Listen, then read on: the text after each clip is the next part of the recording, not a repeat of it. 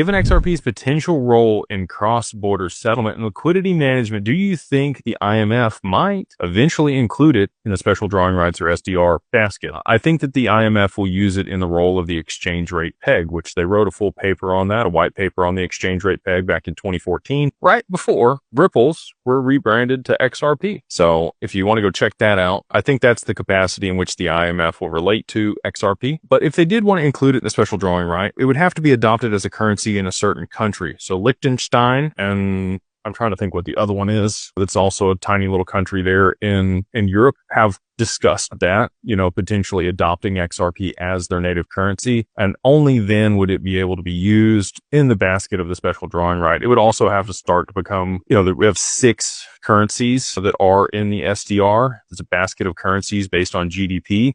The GDP of that tiny little nation would have to become massive and have to be in the top 7 GDPs in the world in order to be included in the SDR. So there's a bunch of things that would have to happen. It's not without possibility that could take place, but I do think that it's much more likely that, again, the IMF, since you pointed out that body, they're going to relate to it as the exchange rate peg, and global markets will eventually be priced in drops.